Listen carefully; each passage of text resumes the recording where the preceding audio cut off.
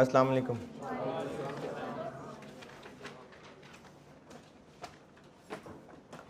दुरूद शरीफ पढ़ लें।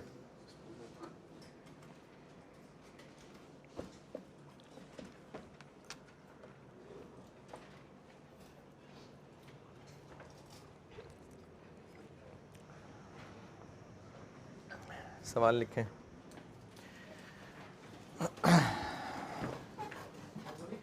जी जी, वही शुरू से बता रहा हूँ क्योंकि दूसरे सेक्शन में तो मैं ये नहीं बताना शुरू ही नहीं किया था क्योंकि बीच में से छोड़ देना था।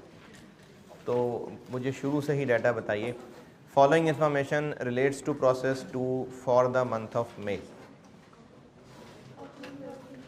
चले इतना तो लिखे ना जो लोग। हाँ मुझे भी यही लग रहा है यार, आवाज़ थोड़ी गूंज रही है आवाज़।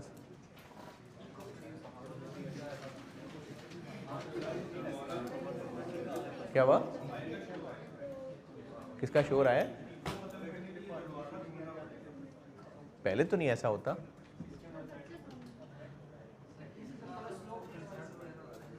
नहीं, क्या समझ नहीं आ रही आवाज़?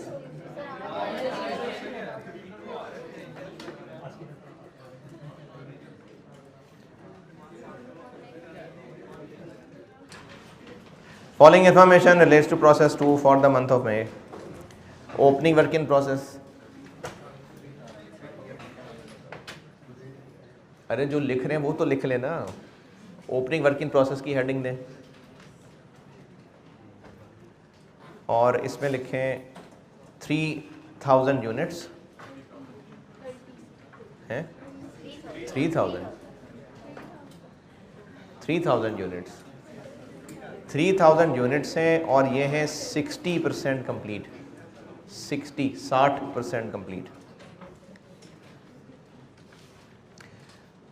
और ये भी बाय डिफ़ॉल्ट कन्वर्जन ही है। अगर मटेरियल होगा तो बताया होगा, यानी मटेरियल के एतबार से ये 100% होंगे।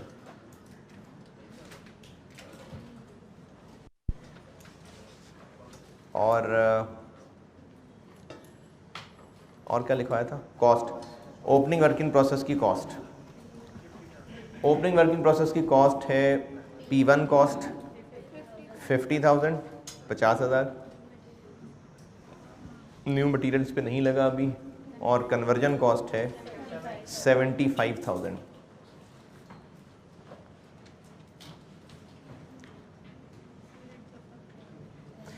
डाटा दोबारा सुन लें।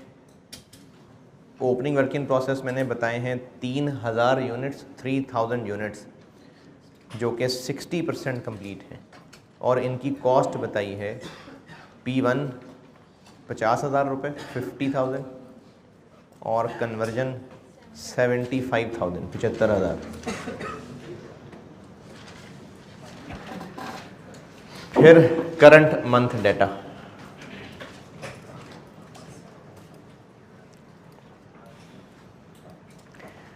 Cost of units transferred in. Cost of units transferred in from process 1.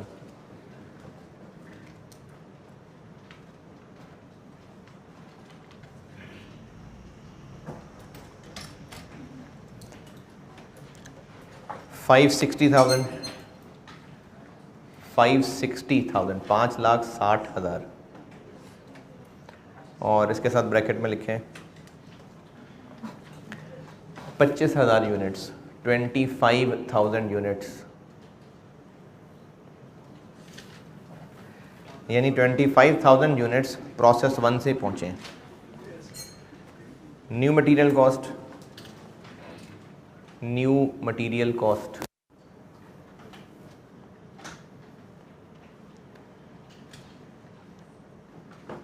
New material cost है 360,000 3,60,000 360,000। Conversion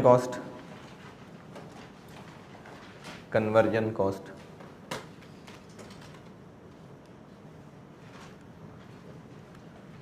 620 620,000, 6,20,000, 620,000.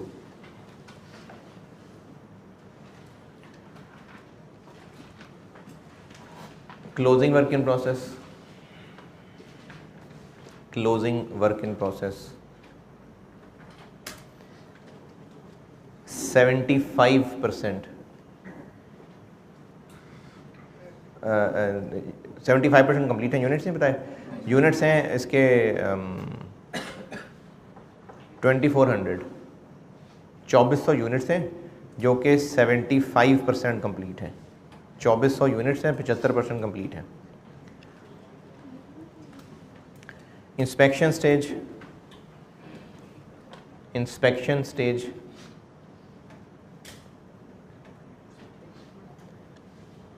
80%, 80%। Normal loss, normal loss. अच्छा, इसमें भी ना जो एडिशनल मटेरियल डलेगा वो भी फ़ौरन ही डल जाएगा। मतलब अगर कोई जिप भी है तो वो ऐसे लग जाएगी, बस एक प्रेस मारेंगे और जिप लग जाएगी। यानी इसमें भी मटेरियल या तो डल गया होगा या नहीं डला होगा। नॉर्मल लॉस क्या बताया? 5%, 5%।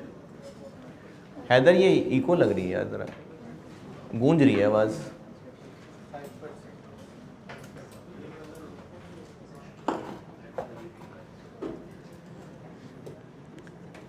नॉर्मल लॉस 5% है और ज़्यादा गूंज गई। नॉर्मल लॉस 5% है और normal loss 5%।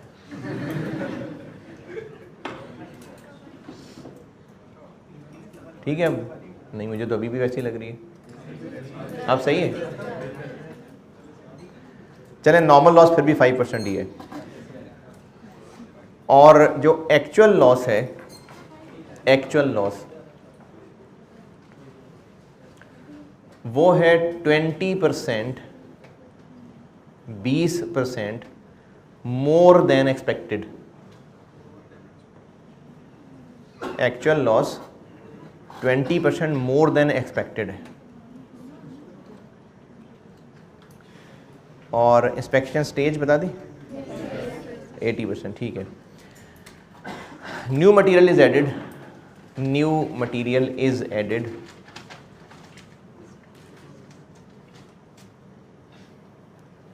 new material is added when process is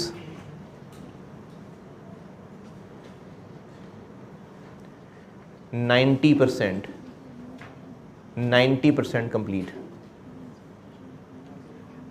new material तब ऐड होता है when process is 90% complete। अच्छा, अब अगर किसी को लग रहा है कि न्यू मटेरियल ऐड कब हो रहा है, खर्चा तो लग रहा है ना, खर्चा तो हो रहा है, तो ये है जब प्रोसेस 90% कंप्लीट होता है तो खर्चा होता है न्यू मटेरियल, तब जिप लगती है। और क्या रह गया? Scrap value, scrap value, scrap value है 12 रुपये पर यूनिट, ₹12 पर यूनिट। मुझसे रिक्वायर्ड है स्टेटमेंट ऑफ एवेल्यूएशन। और किसे कर लें? 5 सही यार, वेब को भूल ही ना जाएं आप।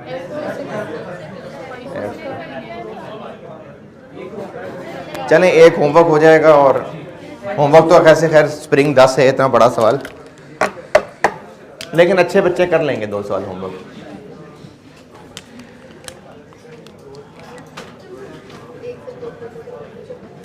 चलें, एक से कर देता हूँ, दूसरा फिर आप कर लीजिएगा। Quantity schedule,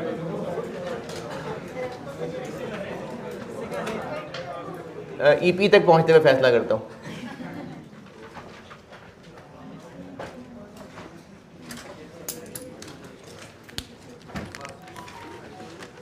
opening work in process 3000, transfer in 25,000। New material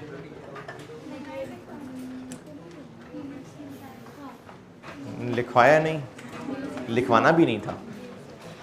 new material के नहीं है यूनिट्स भाई, तो न्यू मटेरियल के नहीं है यूनिट्स।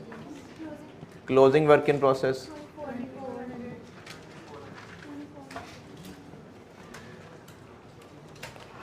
इंस्पेक्शन स्टेज क्या है?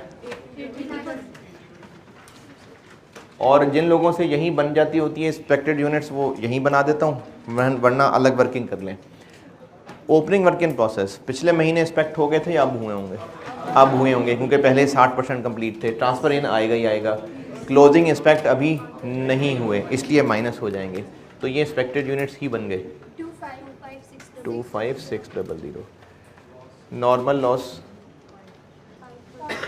5%। 1280।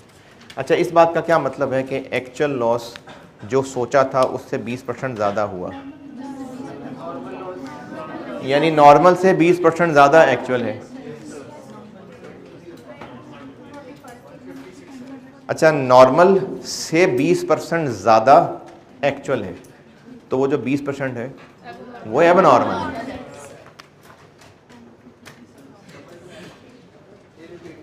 इसी का 20% 250। ये बात दोबारा सुन लें, नॉर्मल लॉस था 1280, एक्चुअल लॉस इससे 20% ज़्यादा हुआ, तो एक्चुअल लॉस कैसे निकालें? 1280 को ऐसे कर लें, हाँ ऐसे ही कर लेना। हाँ एक्चुअल की बात कर रहा हूँ। एक्चुअल लॉस नॉर्मल से 20% ज़्यादा है, तो ये एक्चुअल है। अब ये जो एक्चुअल है और जो नॉर्मल है इनमें फ़र्क यही है ना, तो यही है नॉर्मल, तो इसलिए इसका 20% लेंगे तब नॉर्मल लॉस आ जाएगा। और आउटपुट बन गया 24064। अगर ये 20% वाली हुआ तब भी समझ नहीं आ रही, एक्चुअल लॉस निकालें और इन दोनों का डिफरेंस ले लें, वो अब नॉर्मल आ जाएगा।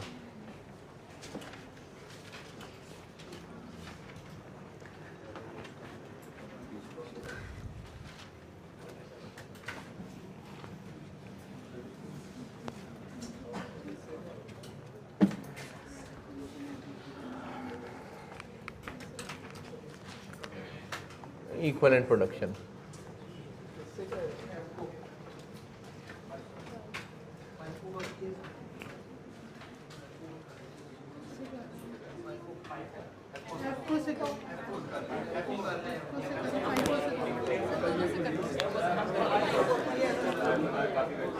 FIFO तो मेरे ख्याल में बार बार ही करे जा रहे हैं। एफको से कर रहा हूँ।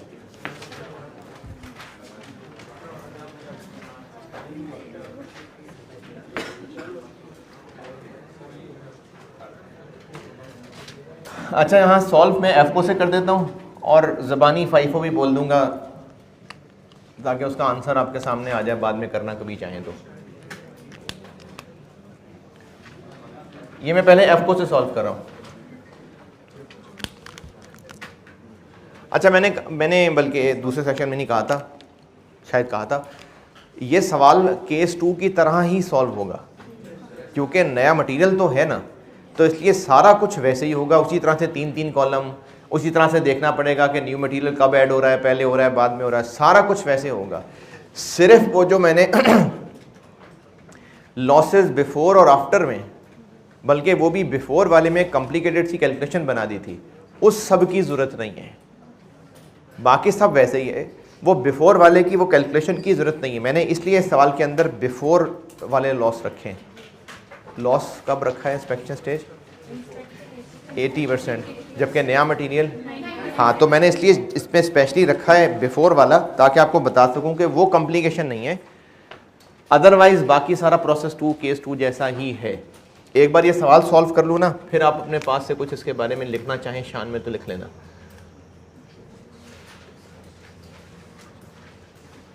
P1 न्यू मटेरियल ये सब वैसे ही होगा।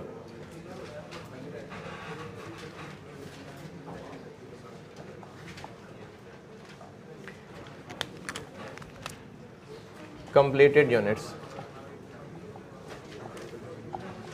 कंप्लीटेड यूनिट्स हैं 24064 और ये तीनों में पूरे पूरे आएंगे 24064।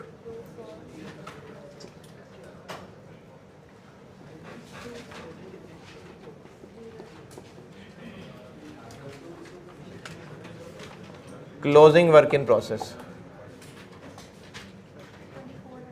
2400। P1 में तो है ही है। क्या इन पे न्यू मटेरियल अभी लग चुका? न्यू मटेरियल कब लगता है? 90% पे, और ये भी 90 तक नहीं पहुंचा। तो न्यू मटेरियल चूंकि इस पे नहीं लगा इसलिए डिनोमिनेटर में इसमें नहीं लिखना। कन्वर्जन 75। तो न्यू मटेरियल वाले न्यू मटेरियल वाले कॉलम ही को बस सिंपली ऐसे सोचना है एबनॉर्मल लॉस लिखते हुए भी कि न्यू मटेरियल से पहले है कि बाद में। बस अब जैसे क्लोजिंग वर्क इन प्रोसेस पे न्यू मटेरियल अभी नहीं लगा। क्यों नहीं लगा? क्योंकि न्यू मटेरियल लगता है 90% पे और ये वहां तक पहुंचा ही नहीं है, इसलिए क्लोजिंग के यूनिट्स इस कॉलम में नहीं आएंगे। यहां पर होगा पूरा 24 और यहां पर होगा 1800।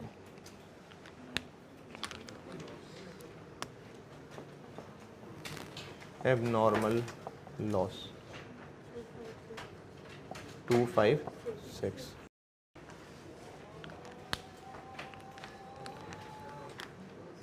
एबनॉर्मल लॉस P1 में तो आएगा ही आएगा। क्यों? क्योंकि P1 तो एंटर हो ही रहा है प्रोसेस 2 में, तो ये हैं तो उन्हीं में से ही, इनमें तो आएंगे ही आएंगे। न्यू मटेरियल इस पे लग चुका है कि नहीं? क्यों? क्योंकि वो 90% पे, इसलिए न्यू मटेरियल कॉलम में इसके यूनिट्स भी नहीं आएंगे। और अगर न्यू मटेरियल लग चुका होता तो न्यू मटेरियल के कॉलम में लिख देते। यानी इस केस 3 के अंदर ये मसला नहीं है कि अच्छा अगर न्यू मटेरियल से पहले है तो फिर आप यहां पर ना लिखें, फिर एक अलग कॉस्ट निकालें, वो सब नहीं है। सिर्फ इतनी सी बात है कि न्यू मटेरियल के कॉलम के हिसाब से कि जिन जिन पे न्यू मटेरियल लग चुका हुआ है उनके यूनिट्स आ जाएंगे, जिन पे नहीं लगा उनके नहीं आएंगे। देखें ये और ये तो जो बचपन से कर रहे हैं प्रोसेस में, ये वैसा ही है। न्यू मटेरियल वाली बात सिर्फ इतनी है कि अगर न्यू मटेरियल क्लोजिंग पे लग चुका है तो मैं क्लोजिंग के यूनिट्स यहाँ लिख देता, नहीं लगा इसलिए नहीं लिखा। न्यू मटेरियल अगर एबनॉर्मल लॉस पे लग चुका होता तो मैं इस कॉलम में 256 लिख देता, नहीं लगा तो नहीं लिख रहा। यहाँ पूरा 256 और यहाँ 80% है 205।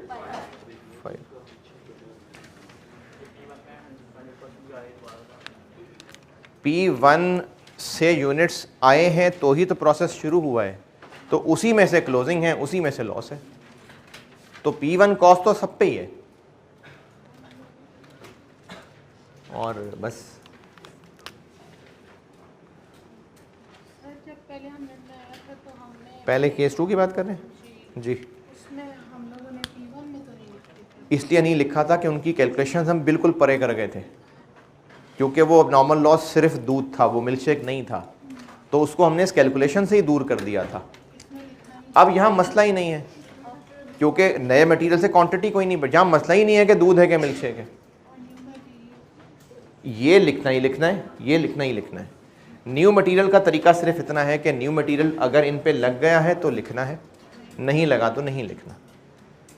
अगर क्लोजिंग वर्क इन प्रोसेस 90 से ऊपर के अगर न्यू मटेरियल 50% पे ऐड होना होता तो मैं इसमें भी यहाँ 2400 लिखता और ये 256 भी यहाँ लिखता।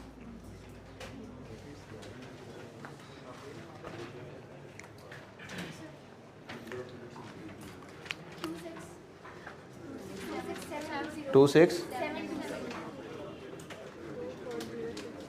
24064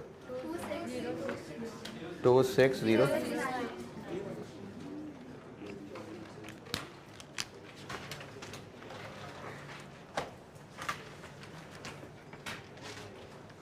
केस 3 में यही दो बातें ही हैं बताने वाली जो आपके सामने आ चुकी हैं। एक तो यहाँ नए मटेरियल के यूनिट्स नहीं आने, दूसरा इस ईपी को बनाते हुए कोई कॉम्प्लिकेशन नहीं है कि लॉसेस बिफोर है कि आफ्टर है। बिफोर है तो हमें अलग से पर यूनिट कॉस्ट निकालनी पड़ेगी, ऐसा कुछ नहीं है।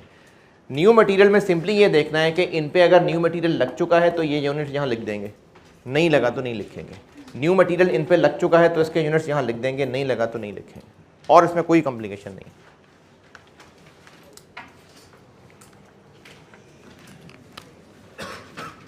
Cost per unit P1 new material और कन्वर्जन।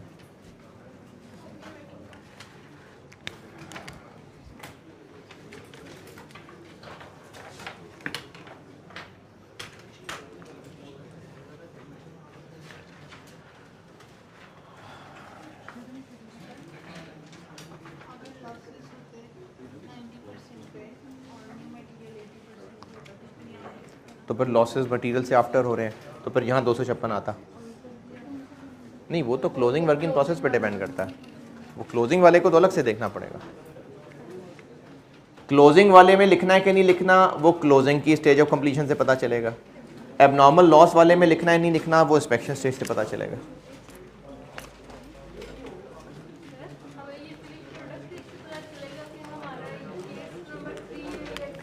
अच्छा, ये कैसे पता चलेगा इस सवाल में कि ये केस 3 है कि केस 2 है? न्यू मटेरियल के यूनिट्स हैं। न्यू मटेरियल के यूनिट्स नहीं दिए हुए तो ये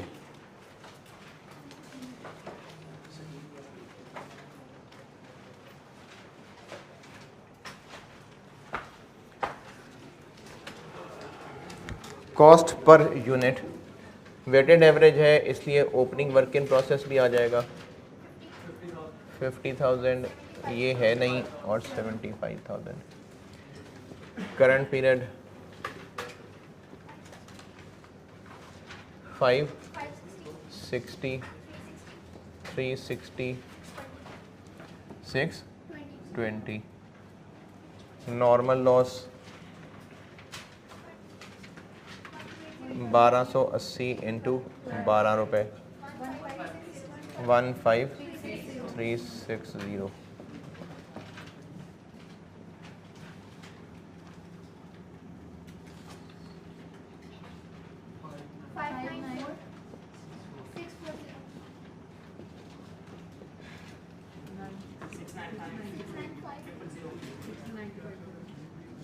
सिक्स नाइन फाइव। अच्छा 695। इसका डिनोमिनेटर है 26,720, इसका है 24064 26069। तो कॉस्ट पर यूनिट बन जाएगी 22.25 14.96 26।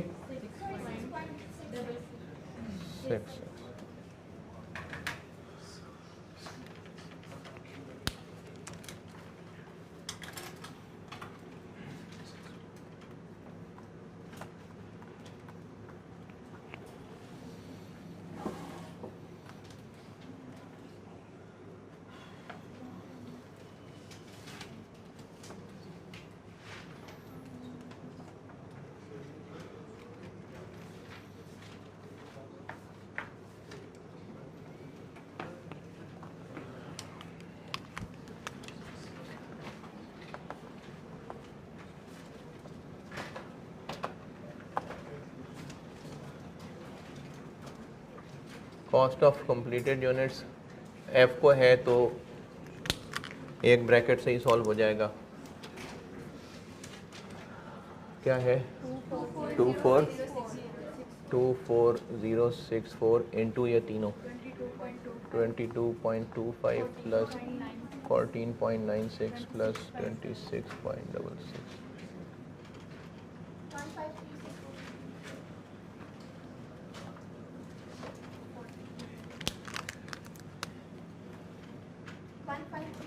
26.66।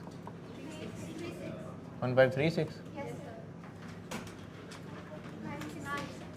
96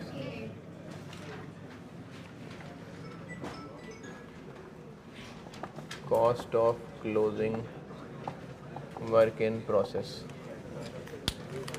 क्लोजिंग वर्क इन प्रोसेस पे लगा है P1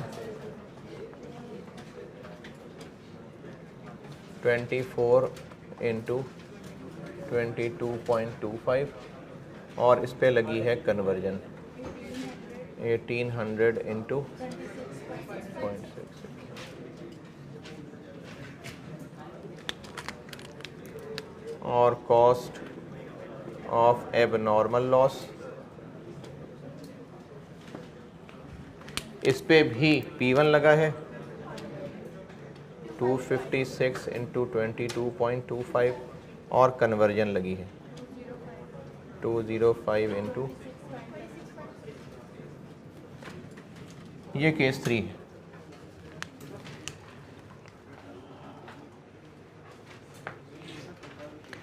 केस 3 की समरी दोबारा सुने। क्वांटिटी बाकी सारा सब कुछ केस 2 वाला ही है, 3-3 कॉलम वाला मामला, लेकिन वो कॉम्प्लिकेशन नहीं है कि लॉसेस बिफोर है कि आफ्टर है। ईपी में आके सिर्फ इस तरह से फैसला करना है कि न्यू मटेरियल अगर क्लोजिंग पे या लॉस पे लग चुका है तो यहाँ लिख देंगे, नहीं लगा तो नहीं लिखेंगे, और P1 में इनके लिखने ही लिखने।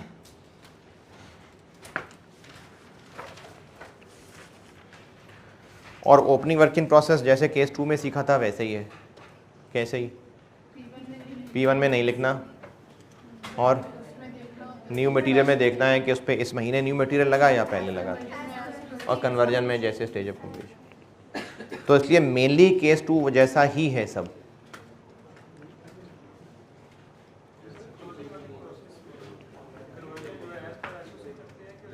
हाँ हाँ, ये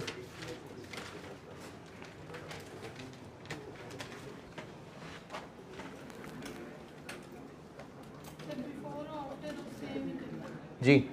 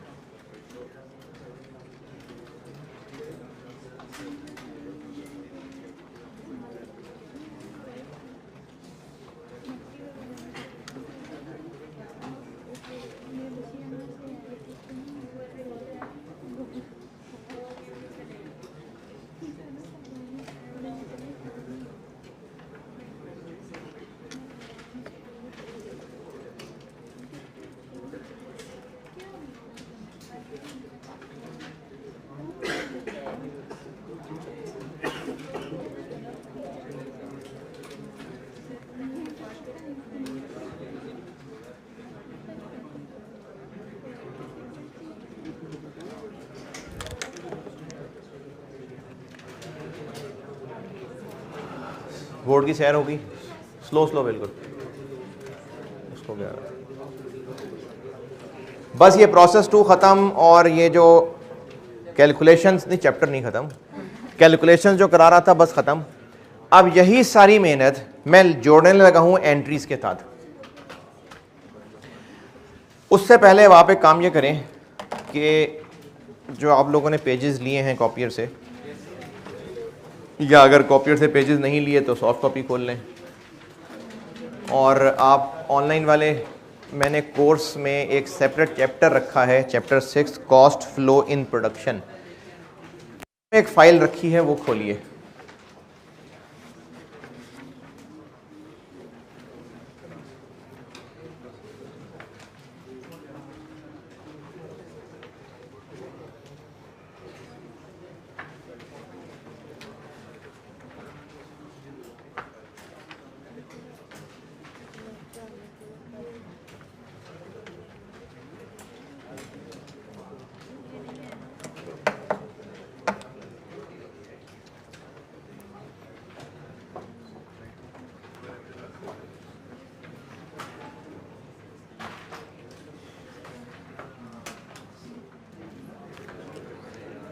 ठीक है, ये मिटा दूं?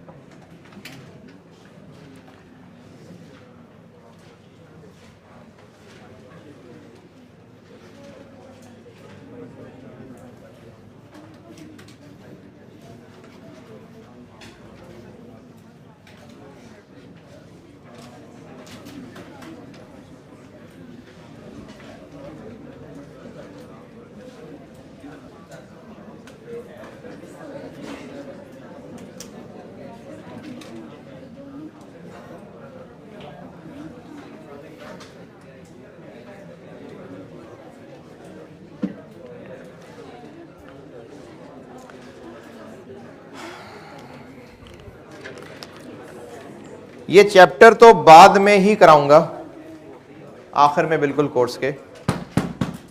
ये जो कॉस्ट फ्लो इन प्रोडक्शन है ये कोर्स के आखिर में ही करेंगे, लेकिन अभी मैं इस पहले पेज पे जो एंट्रीज हैं उनकी हेल्प लेनी है प्रोसेस कॉस्टिंग की एंट्रीज करने के लिए, इसलिए वो पहला पेज डिस्कस कर रहा हूं बस।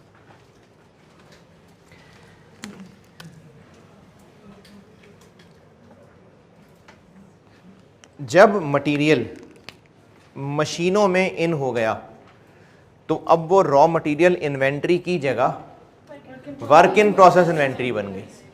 तो जब भी प्रोडक्शन प्रोसेस में यानी P1 में ही कोई चीज़ एंटर हो गई तो इसका मतलब है कि वो रॉ मटेरियल अकाउंट से या रॉ मटेरियल इन्वेंट्री के अकाउंट से निकल के वर्क इन प्रोसेस इन्वेंट्री में आ गई। तो एक अकाउंट मेंटेन होता है वर्क इन प्रोसेस इन्वेंट्री का, जो अकाउंटिंग शो कर रहा है मशीनों में पड़ी हुई चीज़ों की। यानी जब चीज़ें फिजिकली मशीनों में आएंगी तो इधर डेबिट साइड पे उनका खर्चा आ जाएगा, और जब मशीनों से बाहर निकल जाएंगी तो वो अपनी कॉस्ट लेके यहाँ क्रेडिट साइड पे आ जाएंगे। जब मशीनों में आई तो अब वो वर्क इन प्रोसेस इन्वेंट्री बनना शुरू हो गई। जब मशीनों से निकली तो फिर वर्क इन प्रोसेस इन्वेंट्री से निकल के फिनिश गुड्स इन्वेंट्री बन गई। तो वो जो मशीनों के अंदर फिजिकली चीज़ें पहुंची हैं उनके रुपए यहाँ पहुंच गए। रॉ मटेरियल इन्वेंट्री ये भी इन्वेंट्री की एक शक्ल है। ये जो मैं आपको इस वक्त सारा बोर्ड पे सिखा रहा हूँ ना, आप ऐसे कह लें कि हमने इस चैप्टर का पार्ट बी यानी अकाउंटिंग एंट्रीज और टी अकाउंट शुरू कर दिया।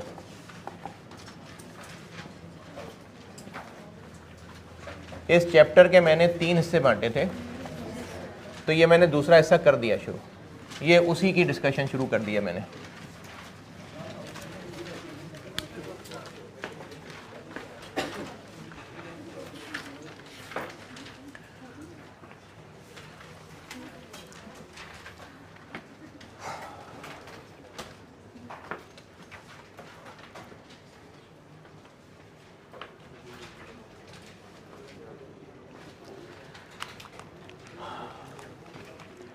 रॉ मटेरियल के स्टोर में जो चीज़ें मौजूद हैं उनके रुपए यहाँ मौजूद हैं। जब वो रॉ मटेरियल के स्टोर में चीज़ें पहुँच रही हैं तो उनके रुपए यहाँ पहुँच रहे हैं, और मटेरियल के स्टोर से चीज़ें निकल रही हैं तो उनके रुपए यहाँ निकल रहे हैं। रॉ मटेरियल स्टोर में चीज़ें पहुंचेंगी कौन सी? जब रॉ मटेरियल परचेज होगा, तो यहां पर रॉ मटेरियल परचेज होके पहुंच जाता है। और स्टोर से निकलेगा कब? जब इशू होगा। तो जब इशू होगा तो वो यहाँ क्रेडिट पे आ जाएगा। अच्छा, अब जब इशू होगा तो चाहे वो डायरेक्ट था चाहे इनडायरेक्ट था वो रॉ मटेरियल स्टोर में ही, तो उसके रुपए रॉ मटेरियल इन्वेंट्री अकाउंट में ही थे। लेकिन अब जब इशू होगा, अब तमीज़ करनी पड़ेगी कि डायरेक्ट है या इनडायरेक्ट है। अगर तो डायरेक्ट है तो वो डायरेक्टली इधर चला जाएगा। अगर डायरेक्ट है तो यहाँ पर डायरेक्ट मटेरियल की कॉस्ट, ये वो चीज़ हो गई जो प्रोसेस में मटेरियल इनपुट है, ये उसके रुपए आ गए। लेकिन अगर इनडायरेक्ट था तो इनडायरेक्ट मटेरियल होता है एफओएच। एफओएच में और क्या क्या होता है? डायरेक्ट मटेरियल और डायरेक्ट लेबर के अलावा सब कुछ। अब वो जो एफओएच हैं उनके लिए एक अलहदा से टेम्परेरी अकाउंट बनाया होता है, उसको कहते हैं एफओएच कंट्रोल अकाउंट। ये जो इशू होगा, अगर डायरेक्ट है तो ये क्रेडिट और ये डेबिट, लेकिन अगर इनडायरेक्ट है तो वो इनडायरेक्ट मटेरियल है एफओएच, वो भी प्रोडक्शन कॉस्ट का हिस्सा है, लेकिन वो इस अकाउंट में नहीं जाएगा, वो इस अकाउंट में आएगा। अगर इनडायरेक्ट था तो वो यहां पर आ जाएगा।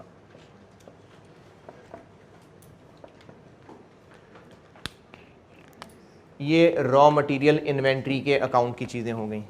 उस पहले पेज पे देखिए, और वो जो पहली 5 एंट्रीज हैं ये मैं आपको इन्वेंट्री चैप्टर्स में पढ़ा चुका। इन्वेंट्री वैल्यूएशन वाले चैप्टर में मैंने रॉ मटेरियल की इन्वेंट्रीज ये पढ़ा दी हुई हैं आपको। मटेरियल का ख़रीदना, वापस करना, इशू करना, वापस आना, ज़ाया होना, ये हम पढ़ चुके हैं।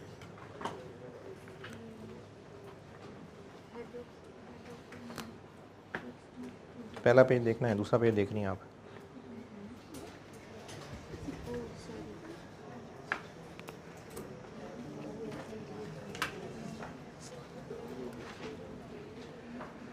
ये जो कॉस्ट फ्लो इन प्रोडक्शन के नोट्स हैं ना, इनमें पहला वाला पेज देखना है आपने। ये बाकी सारा कुछ जो है वो जब मैं इस चैप्टर को एंड पे कराऊंगा तो बाकी बातें तब की हैं, अभी सिर्फ पहले पेज की बात कर रहा हूँ।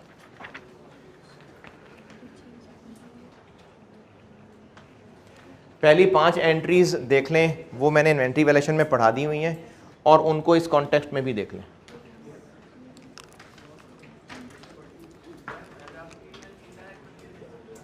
रॉ मटेरियल, हाँ, ठीक है।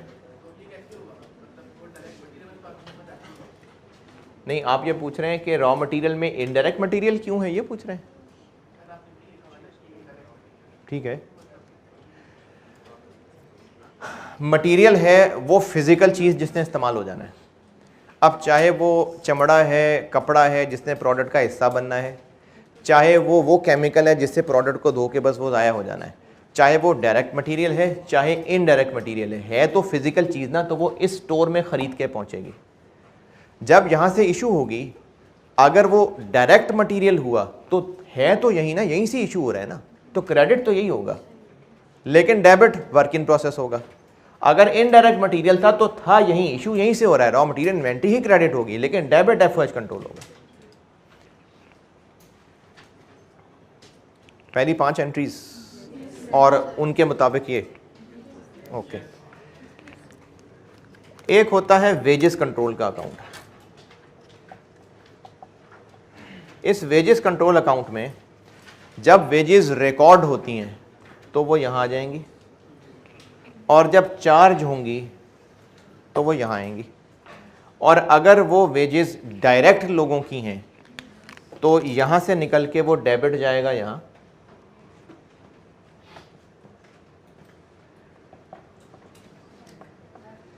और अगर वो इनडायरेक्ट लोग थे तो वो एफओएच है। अच्छा, एफओएच भी प्रोडक्शन कॉस्ट का ही हिस्सा है, लेकिन फिलहाल सारे एफओएच यहाँ जमा हो रहे हैं। जैसे वो बारात के लिए गाड़ियाँ निकलती हैं ना सारी, कहीं कहीं से, फिर वो कहीं एक जगह जमा होकर फिर वहाँ से निकलते हैं, तो सारे एफओएच यहाँ जमा हो रहे हैं। इनडायरेक्ट था तो वो यहाँ आ गया।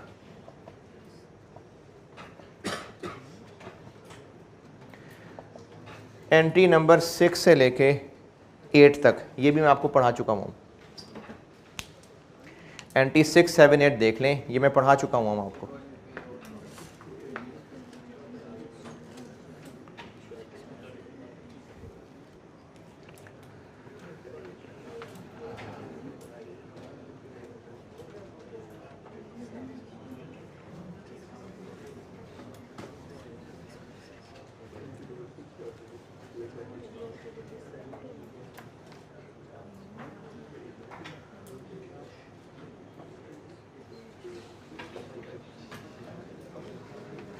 हाँ जी, 6, 7, 8।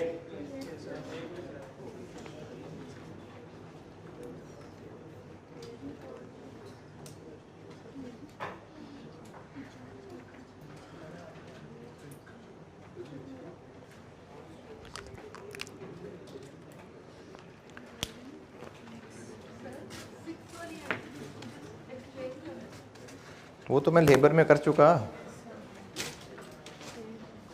लेबर के चैप्टर में कर चुका।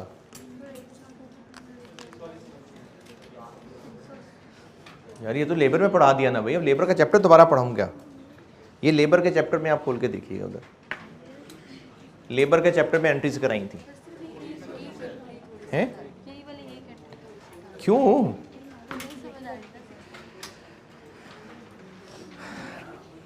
पेरोल कैलकुलेट की, जो टोटल लेबर कॉस्ट बनी वो अभी रिकॉर्ड की है। एक स्टेप होता था रिकॉर्ड करना, वेजेस कंट्रोल के शॉपर में डालना, फिर शॉपर से निकाल के चार्ज कर देना। तो जो एंट्री नंबर 6 है ये अभी सारे एक्सपेंस को शॉपर में डाला है।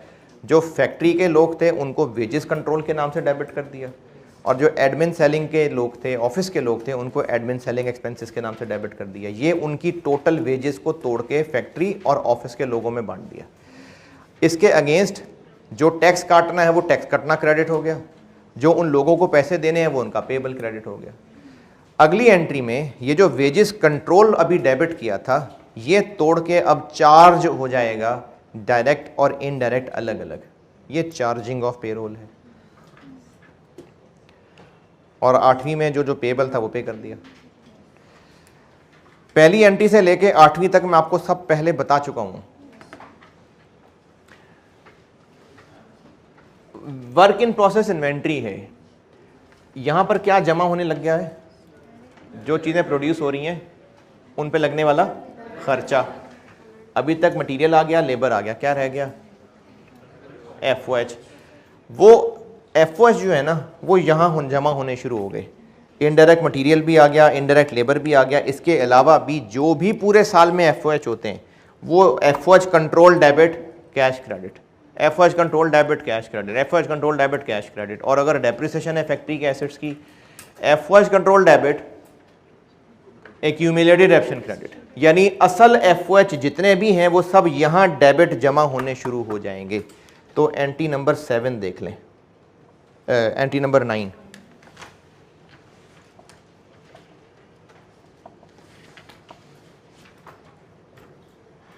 एंट्री नंबर 9, जितने भी इस साल में महीने में एक्चुअल एफओएच इनकर हो रहे हैं वो सब के सब एफओएच कंट्रोल नामी अकाउंट में डेबिट हो रहे हैं। एंट्री नंबर 9, जो खर्च हो रहा है कैश क्रेडिट और उसका डेबिट एफओएच कंट्रोल में। और अगर डेप्रिसिएशन है फैक्ट्री एसेट्स की तो accumulated credit debit FOH control में। ये सारी एंट्रीज होने के बाद एफओएच कंट्रोल की डेबिट साइड पे क्या जमा हो चुका हुआ है? सारे FOH. Work in process inventory यानी जो चीजें बन रही हैं उनकी कॉस्ट क्या है? तो जो चीजें बनती हैं उनकी कॉस्ट के 3 टुकड़े होते हैं, डायरेक्ट मटेरियल, डायरेक्ट लेबर और एफओएच। अभी तक क्या लिखा रह गया? क्या लिख लिया? मटेरियल और लेबर। एफओएच रह गया ना, यहाँ डेबिट साइड पे आना है। वो कहाँ है अभी जहाँ से निकाल के यहाँ लाना है? तो यहाँ से इनको निकाल के यहाँ शिफ्ट करना है। क्या एंट्री? ये क्रेडिट और ये डेबिट। लेकिन आपको बिल्कुल शुरू में जब ओवरहेड्स वाला चैप्टर पढ़ाया था तो उसमें OAR का कॉन्सेप्ट ये दिया था कि इसको प्रोडक्ट की कॉस्ट का हिस्सा बनाया जाता है ताकि प्रोडक्ट की कॉस्ट बार बार बहुत ज़्यादा फ्लक्चुएट ना करे। यानी प्रोडक्ट की कॉस्ट में OAR वाला पोर्शन हिस्सा बनता है, एक्चुअल वाला नहीं। ये चैप्टर ओवरहेड्स के शुरू में बताया था। In other words, production cost में एक्चुअल FOH नहीं डेबिट होंगे, अप्लाइड FOH डेबिट होंगे। तो यहाँ से निकल के यहाँ जाना है, अप्लाइड FOH की अमाउंट से ये क्रेडिट और ये डेबिट। ये एंट्री नंबर 10 बताई है आपको, बताता हूँ अभी। एंट्री 10 बताइए, एंट्री नंबर 10। वो जो सारे खर्चे अभी इस अकाउंट में डेबिट साइड पे इकट्ठे किए हुए थे, क्रेडिट करके हमने FOH यहां भेज दिए, लेकिन फर्क क्या है कि वहां डेबिट पे क्या इकट्ठे हुए हैं, एक्चुअल FOH, जबकि यहां से निकाल के वहां क्या भेजा है, applied FOH।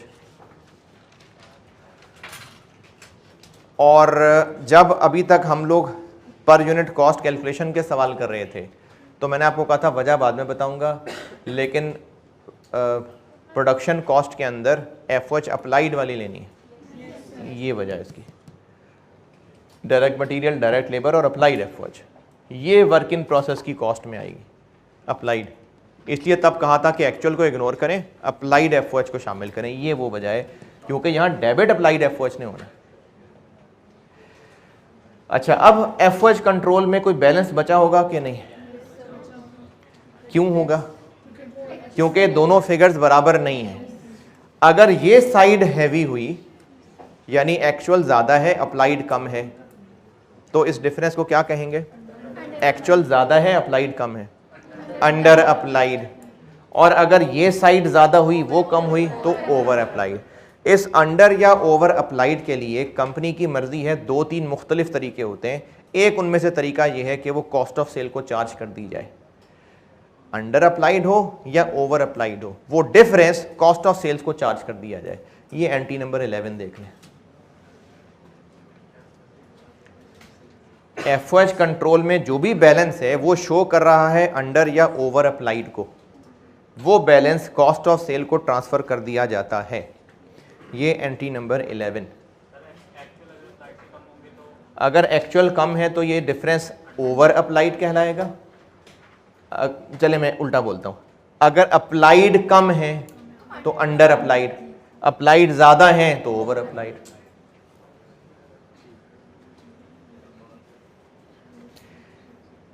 Entry number 9, 10, 11 done. Work in process inventory में अभी इस वक्त डेबिट साइड पे क्या क्या जमा हो गया? डायरेक्ट मटेरियल भी आ गया, लेबर भी आ गया, FOH। तो बस ठीक है, प्रोडक्शन कॉस्ट पूरी हो गई। अगर सारी की सारी चीज़ें बन गई और वो यहाँ से निकल के मशीनों से बाहर आगे फिनिश गुड्स में चली गई तो ये क्रेडिट और finish goods inventory debit. Entry number 12 देख लें।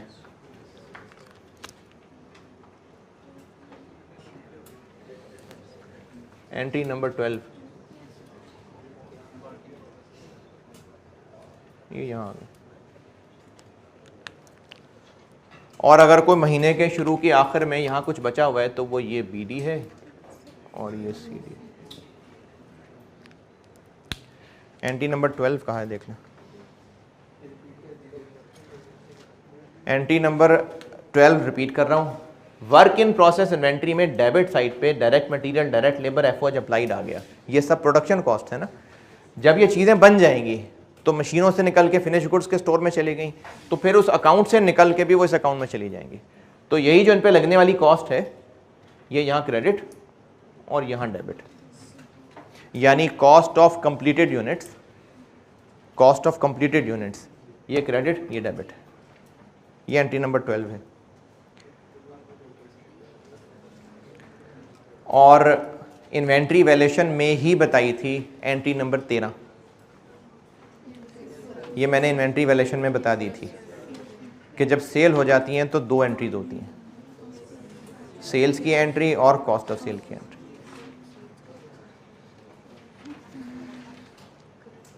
अच्छा, ये जो अभी तक ये जो सामने सारा कुछ बताया, ये मैंने कॉस्ट फ्लो इन प्रोडक्शन के चैप्टर का इंट्रोडक्शन लिया है और सारी एंट्री से आपको एक दफ़ा गो थ्रू करवा दिया है। इस मेहनत को यूज़ करके अब हम प्रोसेस कॉस्टिंग की एंट्रीज पढ़ने लगे हैं, जिनमें ये तो होंगी, क्योंकि प्रोसेस कॉस्टिंग की एंट्रीज का मतलब वर्क इन प्रोसेस में जहां जहां डेबिट क्रेडिट जा रहा है। देखें, प्रोसेस कॉस्टिंग के चैप्टर का फोकस सारा किस पे है? इस पे या इस पे? वर्क इन प्रोसेस पे। तो इसलिए इस चैप्टर में एंट्रीज भी वो पूछी जा रही होंगी जो वर्क इन प्रोसेस में डेबिट क्रेडिट होती हैं, वही एंट्रीज हम लोग पढ़ने लगे हैं। तो एक तो हम ये पढ़ने लगे, फिर इसके अलावा नॉर्मल लॉस, एबनॉर्मल लॉस, वो भी पढ़ने लगे। तो ये आपको सारी कहानी इसलिए बनाई थी ताकि आपको एक बेसिक एंट्रीज का आइडिया हो जाए कि पूरे प्रोडक्शन बिजनेस में एंट्रीज क्या, फ्लो क्या क्या होता है, जो कि उस cost flow in chapter production के अंदर है, लेकिन एक ओवरऑल पिक्चर दे दी कि पूरी फैक्ट्री में फ्लो क्या चल रहा है। अब एक बार ये बेस पिक्चर आने के बाद मैं इस पे ज्यादा फोकस करने लगा। ये है असल में जो मैंने इस चैप्टर में पढ़ाना है।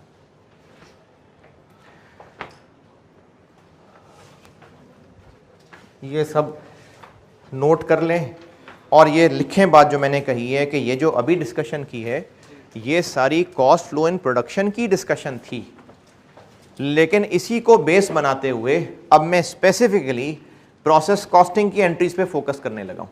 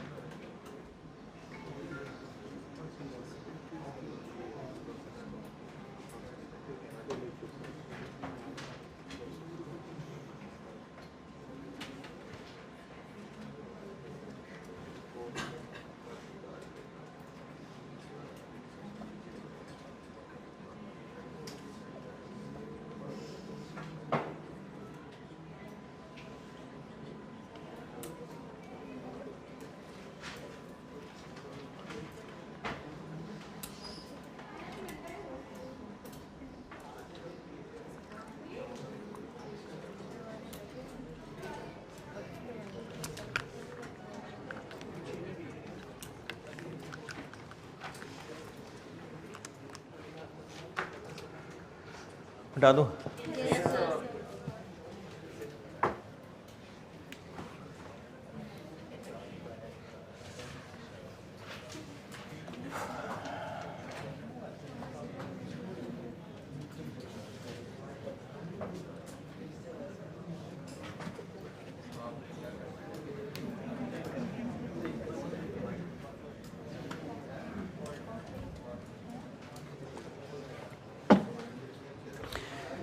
मैंने कहा था कहानी लिख लें कि ये हमने इंट्रोडक्शन पढ़ा है कॉस्ट एंड प्रोडक्शन का, और अब हम स्पेसिफिकली प्रोसेस कॉस्टिंग की एंट्रीज में जाने लगे हैं, इससे हेल्प लेंगे।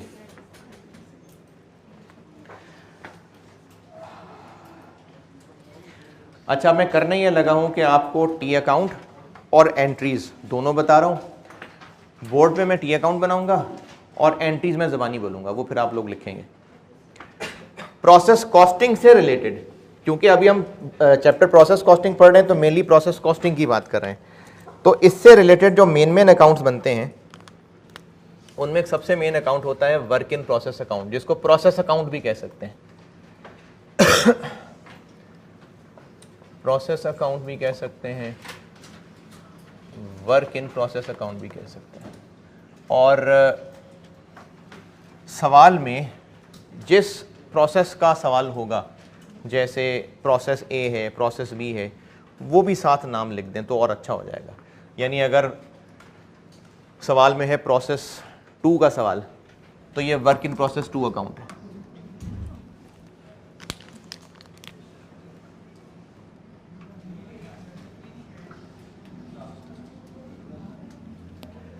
यानी जो सवाल में प्रोसेस दिया हुआ ना उसके नाम का अकाउंट बना दें। ये है मेन इस चैप्टर के अंदर टेस्ट होने वाला टी अकाउंट। टी अकाउंट कम टेस्ट होते हैं, ज़्यादा एंट्रीज टेस्ट होती हैं, लेकिन ये भी टेस्ट हो जाता होता है। तो सबसे मेन अकाउंट तो है ये, और ये नॉर्मल अकाउंट से थोड़ा ज़्यादा बड़ा इसलिए है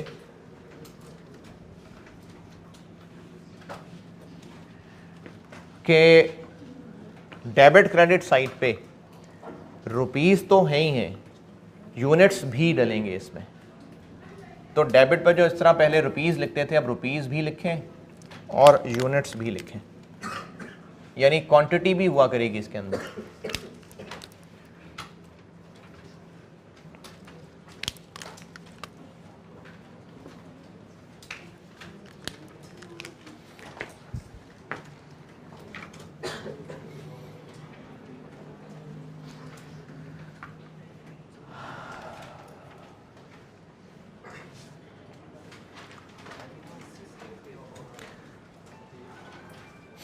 अच्छा, मैं तो अपने लिहाज से देखूंगा तो मैंने FAR 1 में IS 16 में अच्छे खासे टी अकाउंट्स बनवा लिए, और मुझे उम्मीद है कि टी अकाउंट का डेबिट क्रेडिट, उसका BD CD ये सब आपको अच्छा पक्का आता है। एक तो है वर्क इन प्रोसेस अकाउंट, और इसमें आप लाइनें रख लें कम से कम भी, मेरे ख्याल में मैं कुछ 6-7 आइटम्स तो लिखूँगा। तो एक ये टी अकाउंट आ गया, एक टी अकाउंट बन जाएगा स्क्रैप इन्वेंट्री।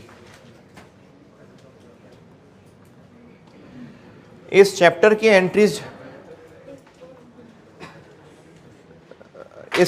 एंट्रीज जिस एरिया पे फोकस्ड हैं उससे रिलेटेड मैं आपको अकाउंट्स बोर्ड पे बना के दे रहा हूँ, और इनमें जो एंट्रीज लिखूंगा वो एंट्रीज आपको ज़बानी लिखवा दूंगा। मैं पोस्ट यहाँ कर रहा हूँ ताकि टी अकाउंट का फॉर्मेट भी याद होता जाए, और एज एन एंट्री ज़बानी बता रहा हूँ।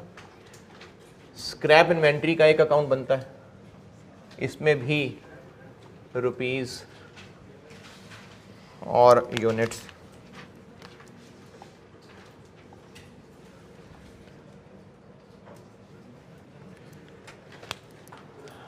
ये टी है, और इसमें कोई 4-5 लाइनें चाहिए होंगी।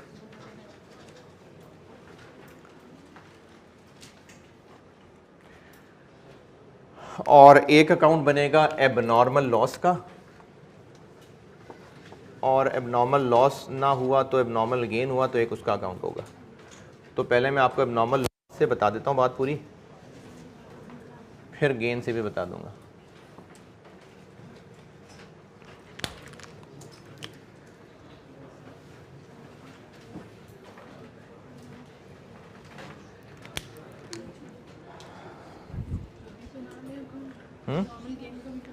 हाँ हाँ बना लेते हैं, लेकिन मैं पूरी बातें पहले लॉस की करूँगा, गेन की बाद में करूँगा।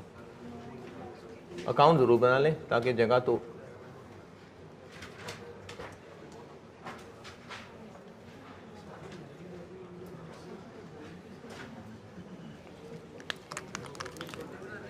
क्या जी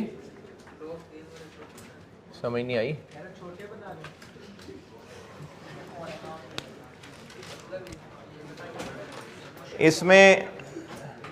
इसमें 7-8 लाइनें लिखूंगा मैं कम से कम, ज़्यादा भी हो सकती हैं, 8-10 भी हो सकती हैं, 10-12 भी हो सकती हैं। नहीं, असल में मेरी तो शायद वो 6 ही हूँ, लेकिन आप लिखते लिखते शायद उसको ज़्यादा पे लिख दें, क्योंकि बोर्ड पे और रजिस्टर पे लिखने में फ़र्क होता है। ये बड़ा अकाउंट है, ये 3-3, 4-4 आइटम्स वाले अकाउंट है। अब वो 3-3, 4-4 आइटम्स की अंग्रेज़ी लिखते में हो सकता है 5-6 लाइनें लग जाए, लेकिन ये 3 छोटे अकाउंट हैं, ये बड़ा अकाउंट है।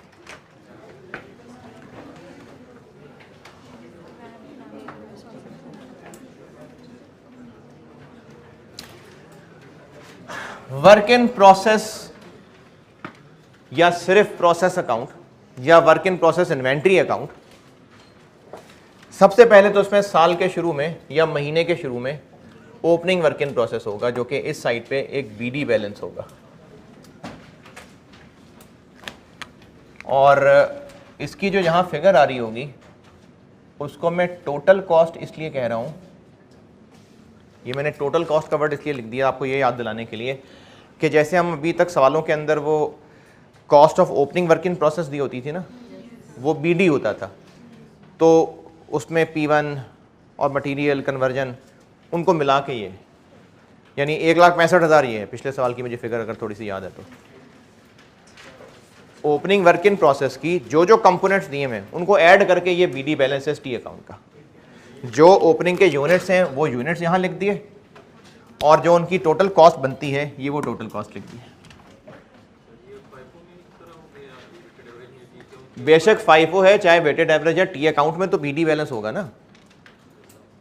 ये फाइफो वेटेड एवरेज से फर्क नहीं पड़ेगा इस अकाउंट में। ओपनिंग इन्वेंट्री तो होती है ना, मसला तो यह है कि फाइफो वेटेड एवरेज का पर यूनिट कॉस्ट पे फर्क पड़ता है। बीडी तो होगा, तो ये बीडी है।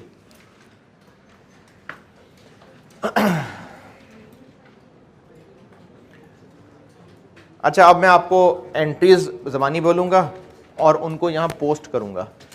नंबर 1 एंट्री है जी, रजिस्टर पे लिखनी है। टी अकाउंट्स बना लिए। अब आप अगले पेज पे जाएं और लिखें एंट्रीज। उनमें मैं वो सारी एंट्रीज जो मैंने यहाँ पर लिखनी है, यहाँ पर इनफैक्ट पोस्ट करनी है, उनका डेबिट क्रेडिट की शक्ल में आपको ज़बानी लिखवाने लगा हूँ।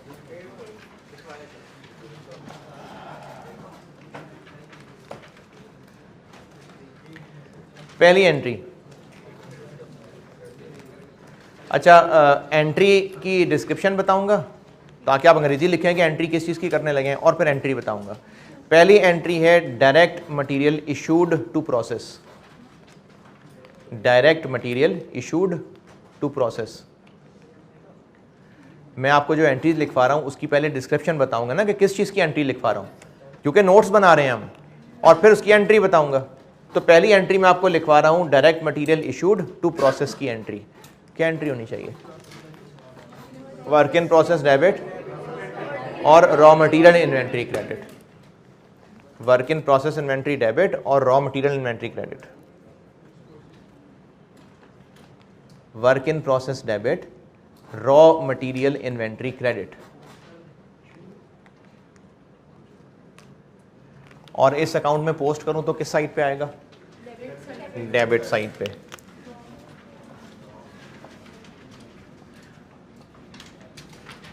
जो उसके रुपए हैं वो इधर आएंगे, और वो जो इनपुट के यूनिट्स हैं वो यहाँ। ये मैंने आपको एंट्री नंबर 1 पोस्ट करके दिखा दी। ये मैंने एंट्री 1 पोस्ट करके दिखा दी।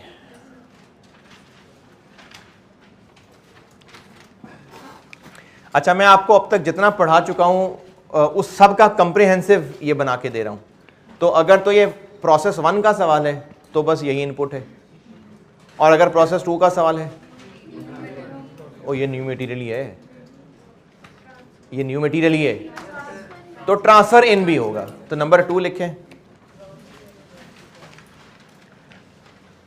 Units transferred in from previous process. दूसरी एंट्री बता रहा हूं।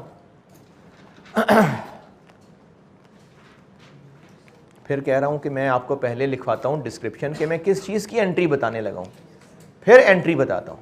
तो दूसरी एंट्री में बताने लगा हूं कि units transferred in from process 1, इसकी एंट्री बताने लगा हूं। तो क्या ख्याल है क्या एंट्री होनी चाहिए? हाँ जी, ये वाला वर्क इन प्रोसेस डेबिट और वो वाला वर्क इन प्रोसेस क्रेडिट। अब आप ये वाला वो वाला कर लें, या मिसाल में वर्क इन प्रोसेस 2 और वर्क इन प्रोसेस 1 कह दें, ये आपकी जैसे आसानी हो।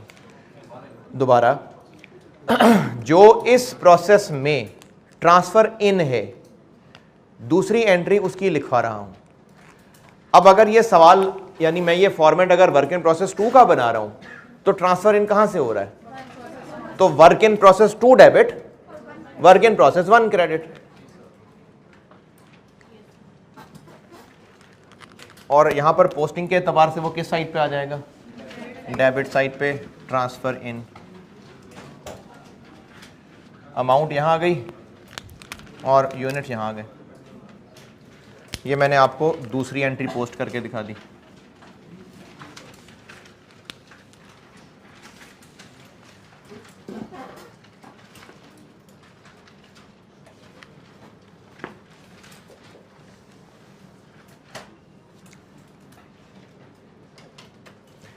तीसरी एंट्री,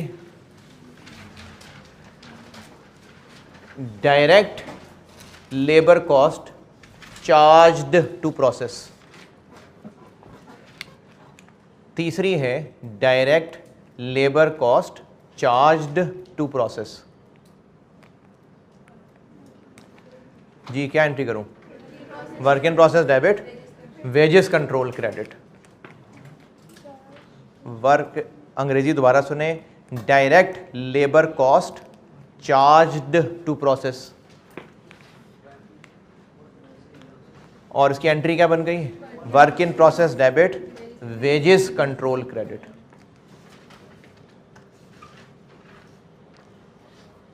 अच्छा, अब आप इतने माशाल्लाह सीनियर हो गए, कॉस्ट पढ़ते पढ़ते आप अक्लमंद भी बहुत हैं। मैं ये उम्मीद कर रहा हूँ कि वर्क इन प्रोसेस 1 है कि वर्क इन प्रोसेस 2 है, ये आप अकल से मैनेज कर रहे हैं बात। अगर वर्क इन प्रोसेस 2 का सवाल है तो वर्क इन प्रोसेस 2 डेबिट होता जा रहा है। जिस भी वर्क इन प्रोसेस का सवाल है वो वाला वर्क इन प्रोसेस डेबिट हो रहा है। तो इस तीसरी एंट्री को पोस्ट करें तो किस साइड पे? डेबिट साइड पे। डायरेक्ट लेबर, अमाउंट यहाँ आ जाएगी और यूनिट्स यहाँ, यूनिट्स नहीं अच्छे कोई होते।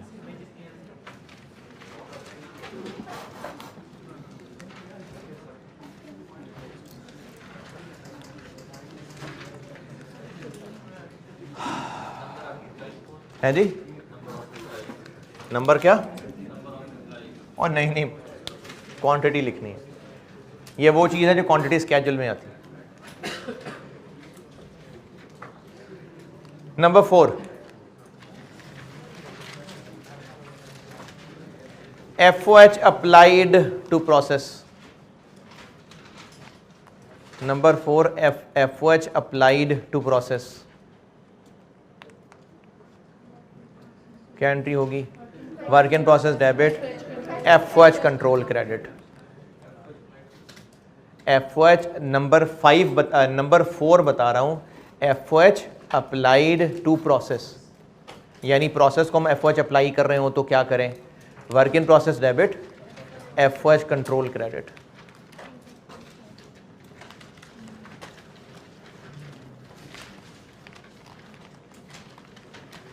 इन एंट्रीज की सिग्निफिकेंस ये है कि आपको अगर सवाल में पूछा जाए कि इस प्रोसेस 2 की इस महीने की ट्रांजैक्शंस की एंट्रीज कर दें, तो ये मैं आपको प्रोसेस से रिलेटेड चीज़ों की एंट्रीज बता रहा हूँ। अब इसमें अगर आप ये ढूंढें कि अभी ढूंढेंगे भी कैसे, भी लाइट नहीं, ये जब मैं इसकी प्रैक्टिस पे आऊँगा ना फिर इंशाल्लाह इस पे करते हैं बात। क्या बात कर रहा था? हाँ जी, नंबर 4 मैंने बताई है, FOH is applied to process, और एंट्री बन गई उसकी वर्क इन प्रोसेस डेबिट और FOH कंट्रोल क्रेडिट।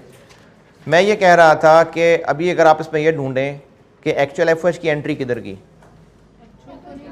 तो मैं अभी बता ही सिर्फ वो एंट्रीज रहा हूं जो प्रोसेस अकाउंट के इर्द गिर्द घूमेंगी। क्योंकि अगर आपको ये कहा जाएगा कि इस प्रोसेस से रिलेटेड ट्रांजैक्शंस रिकॉर्ड कर दें, तो फिर सेल्स की एंट्री थोड़ी कर रहे होंगे हम वही एंट्रीज कर रहे होंगे जो इस प्रोसेस से रिलेटेड चीजें होंगी। सवाल में डाटा भी उतना ही बताया हो शायद, तो इसलिए सिर्फ प्रोसेस से रिलेटेड वाली एंट्रीज बता रहा हूं। और इसको पोस्ट कहां करूं? डेबिट साइड पे। रुपए आ जाएंगे यहां और यूनिट्स इसके कोई नहीं।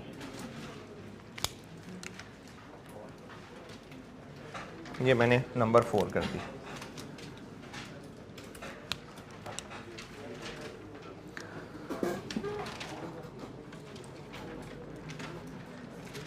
नंबर 5,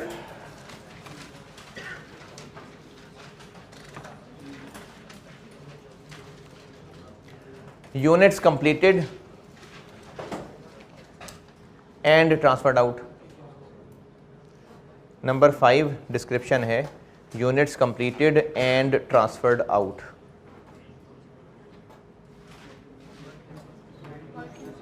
अगर ये आखिरी प्रोसेस है तो फिनिश गुड्स डेबिट और ये वर्क इन प्रोसेस क्रेडिट, और अगर इससे अगला प्रोसेस भी है तो फिर वो वाला प्रोसेस डेबिट और ये वाला प्रोसेस क्रेडिट।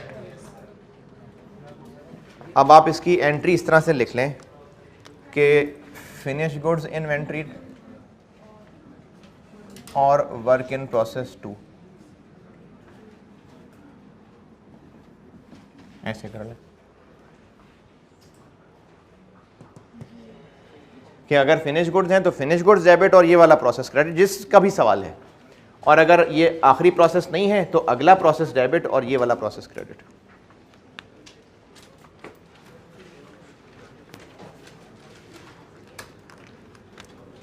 और इस अकाउंट में पोस्ट करेंगे तो क्रेडिट साइड पे।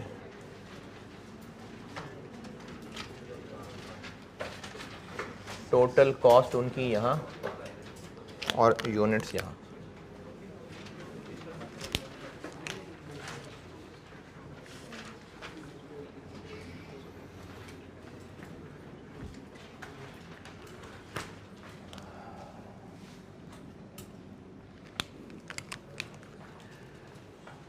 अच्छा, ये 3 अकाउंट मैं अगली क्लास पे भर दूंगा, लेकिन ये पूरा कर रहा हूँ मैं।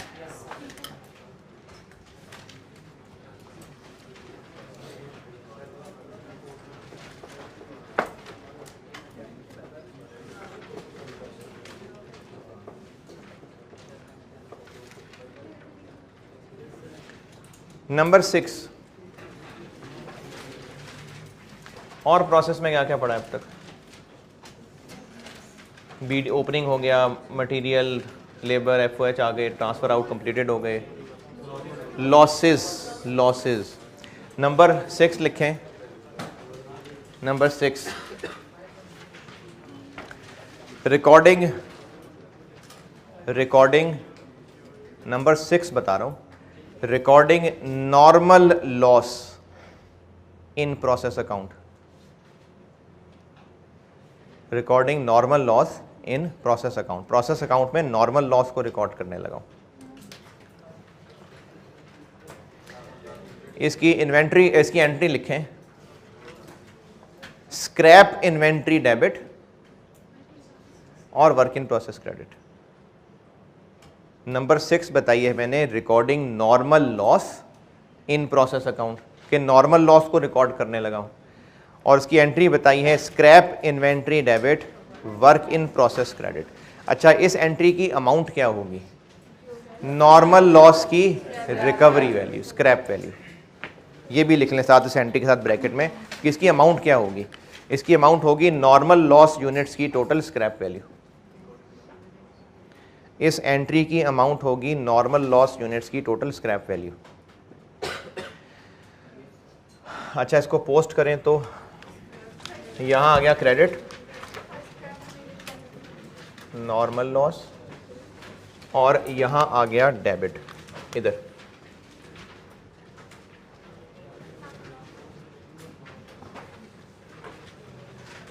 अच्छा, टी अकाउंट में दूसरे का नाम भी आ सकता है और इस ट्रांजैक्शन की कोई डिस्क्रिप्शन भी लिखी जा सकती है।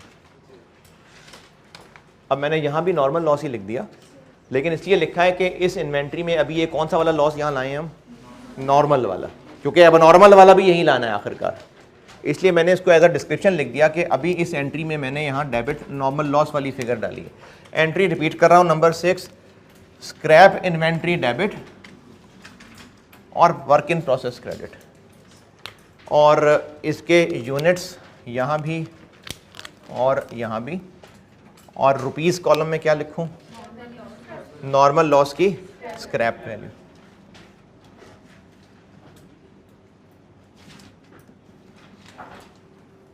ये इधर अमाउंट में।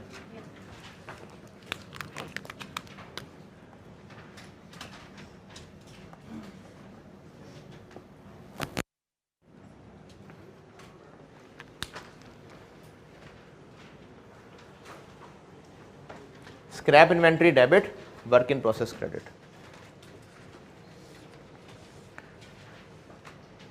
एंट्री नंबर 7, ज़्यादा क्या होगी?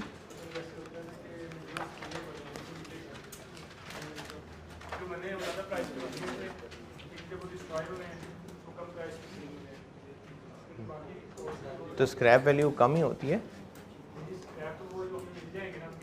हाँ हाँ, वो तो सब यहाँ है ना, वो तो है ना सारी यहाँ, जो भी प्रोडक्शन पे खर्चा आया वो है इनके अंदर। Entry number 6 done, scrap inventory debit, work in process credit. Entry number 7 recording abnormal loss, recording abnormal loss,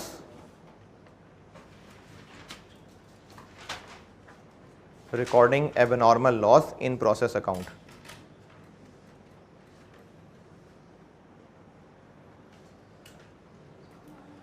entry हो जाएगी abnormal loss debit, work in process credit.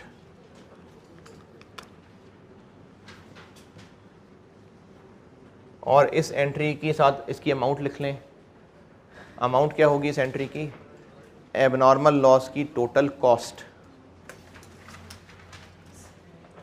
Entry number 7 repeat कर रहा हूं, abnormal loss debit, work in process credit, और इस entry की amount है abnormal loss की टोटल कॉस्ट।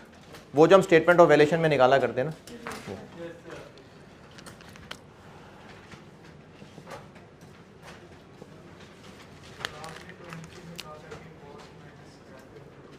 एंट्री में तो नहीं कहा था वो, मैंने आपको कहा था कि सिर्फ समझाने के लिए एंट्री बना रहा हूं, वरना एंट्रीज ऐसे नहीं है।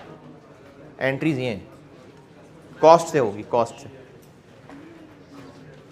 एंट्री नंबर 7 रिपीट कर रहा हूं, एबनॉर्मल लॉस नामी account debit, work in process credit, और इसकी अमाउंट क्या होगी? उन एबनॉर्मल लॉस यूनिट्स की टोटल कॉस्ट इसकी अमाउंट होगी।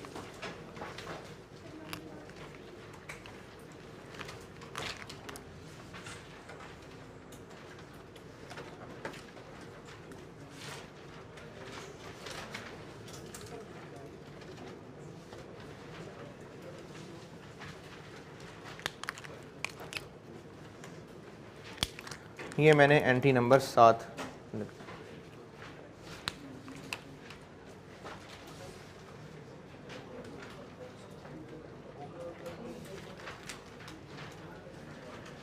वर्क इन प्रोसेस में क्रेडिट साइड पे आ गई, नॉर्मल लॉस के यूनिट्स की तादाद यहाँ लिख दी और उनकी कॉस्ट यहाँ लिख दी, और इसका डेबिट इधर आ गया। अच्छा, इसके बाद अब एंट्रीज तो मैं अगली क्लास में पूरी कराऊंगा। ये वाला टी अकाउंट पूरा करके दे रहा हूँ, सिर्फ ये वाला, वो मैं इंशाल्लाह कल पूरे करूंगा जब एंट्रीज करा दूंगा। ये अकाउंट पूरा कर रहा हूँ। अगर लॉस इधर है, नॉर्मल लॉस इस साइड पे है, तो गेन इस साइड पे होगा। इसकी एंट्री इंशाल्लाह अगली क्लास में। अभी मैं सिर्फ प्रोसेस अकाउंट का टी अकाउंट पूरा करके दे रहा हूं आपको। इनके यूनिट्स इधर, और एबनॉर्मल गेन की टोटल कॉस्ट।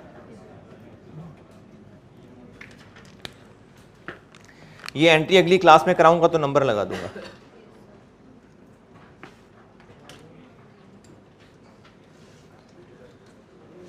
और यहां फिर महीने के एंड पे सीडी के यूनिट्स ये, और उसकी टोटल कॉस्ट ये।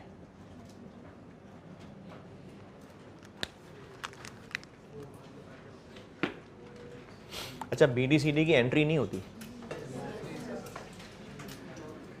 मैंने 7 एंट्रीज तक करा दी हैं, बाकी एंट्रीज अगली क्लास में करता हूं इंशाल्लाह। उसका एग्जाम के सवाल भी कराऊंगा, एक तो कम से कम 2 की कोशिश करूंगा, और इसकी एंट्री मैं बताऊंगा बाद में। अभी रजिस्टर बंद नहीं करें, अभी चल रही है क्लास। अब ये जो प्रोसेस अकाउंट इधर कंप्लीट कर दिया आपको,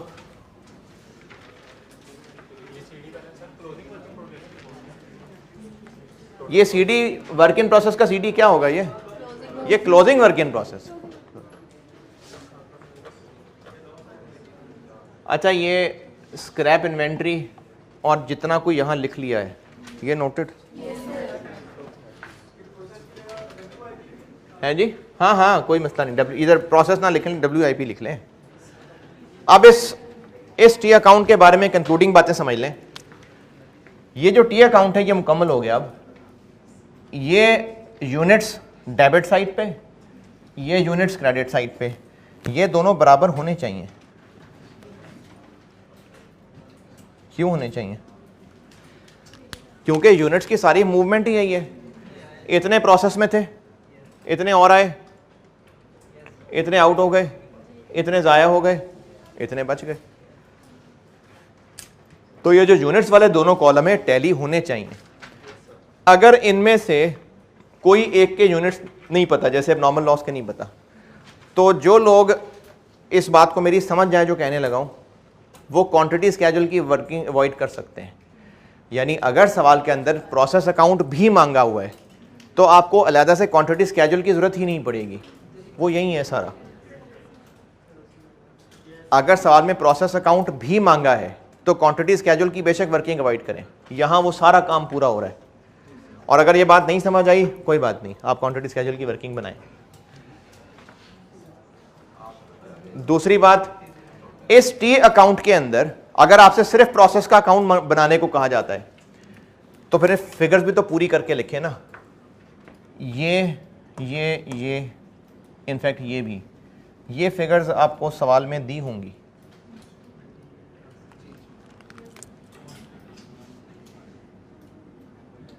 ये चीजें तो गिवन होती हैं सवाल में। डायरेक्ट मटेरियल, वो जो मैं आपको वो जो ओपनिंग वर्किंग प्रोसेस का डाटा देता हूं, तो ये कॉस्ट उसकी दी होती है। इसी तरह करंट पीरियड डाटा में direct material cost, direct labour cost, FOH, ये गिवन होती हैं सवाल के अंदर। तो ये फिगर तो सवाल में गिवन होंगी। ये फिगर भी गिवन होगी। नॉर्मल लॉस की स्क्रैप वैल्यू बस यूनिट से मल्टीप्लाई करके लिखना है ना, स्क्रैप वैल्यू तो गिवन होगी। अब क्या रह गया मसला, एबनॉर्मल गेन की total cost, transfer out, abnormal loss और क्लोजिंग वर्क इन प्रोसेस। अगर आपसे प्रोसेस अकाउंट मांगा है तो ये वही फिगर्स हैं जो आज से पहले हम स्टेटमेंट ऑफ इवैल्यूएशन में लिखा करते थे।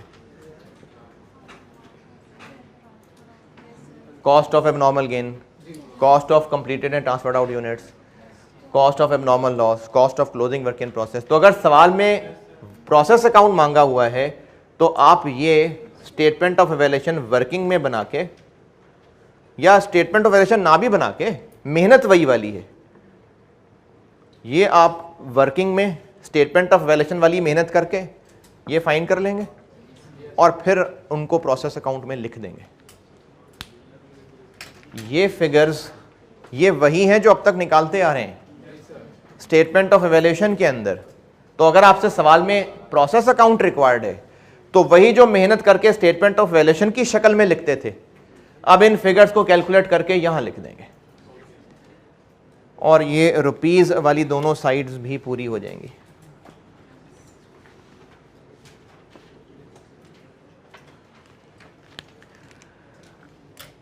बाकी ये एंट्रीज और ये टी अकाउंट इंशाल्लाह अगली क्लास में पूरे करा के फिर इसकी प्रैक्टिस करते हैं।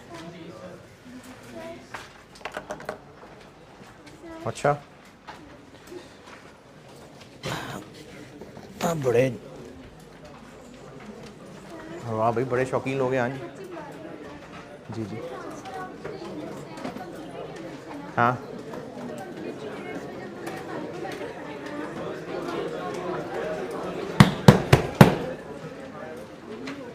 ये जो ट्रांसफर आउट के सामने लिखा हुआ है ये कॉस्ट ऑफ कंप्लीटेड यूनिट्स है। अगर वेटेड एवरेज मेथड हो तो एक ब्रैकेट से ही आंसर निकल आता है, FIFO मेथड हो तो 4-5 फिगर्स को ऐड करके ये आंसर निकलता है। ये वो टोटल आंसर है।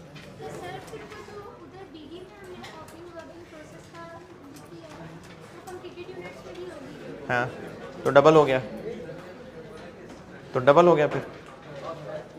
तो इन सब पे जो खर्चा लगा है मटेरियल लेबर, वो ये नहीं है,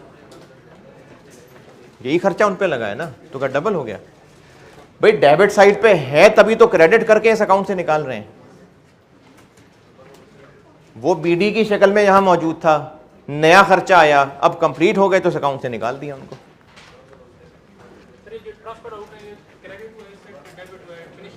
नहीं, इधर कहां डेबिट हुआ है? अच्छा ये, हाँ, अरे एबनॉर्मल गेन में नहीं भाई, ये मैंने एबनॉर्मल गेन के अकाउंट में नहीं लिखी है।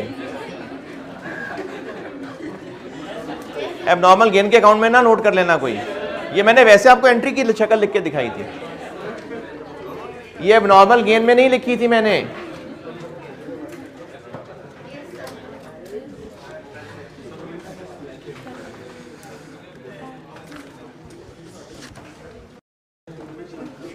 सुबह क्या बात की थी?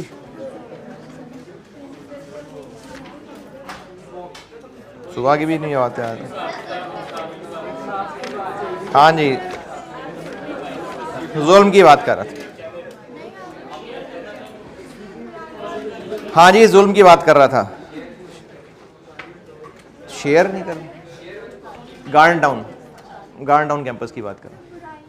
वो गुलबाग वाले थोड़े पीछे हैं, नहीं आगे हैं, आगे गार्डन टाउन कैंपस की बात जी। वहाँ मैंने पहले भी शुरू कर दिया था और यहाँ पर एक ख़ास असरात थे जो मैं नहीं हदीस सुना पाता था।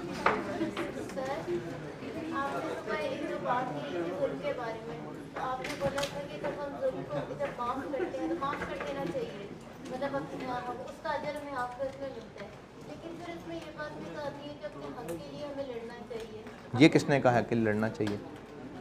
मतलब एक जनरली मतलब मुझे जितना पता है कि अपने हक के लिए हमें आवाज़ उठानी चाहिए, तो वो किस सेंस में आता है फिर?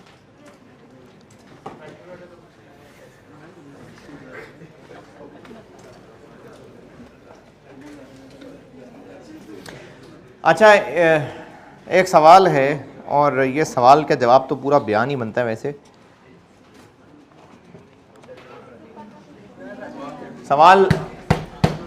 एक सवाल है, सुबह मैंने जो इस क्लास में हदीस सुनाई थी कि आखिरत में जब सेटलमेंट हो रही होगी तो जिसके हक मारे गए होंगे तो उसका फ़ायदा हो जाएगा, तो उसको आखिरत में फिर जालिम के नेकियां लेके दी जाएंगी, और अगर जालिम के पास नेकियां कोई नहीं है तो इस मज़लूम के गुनाह उधर शिफ्ट कर दिए जाएंगे।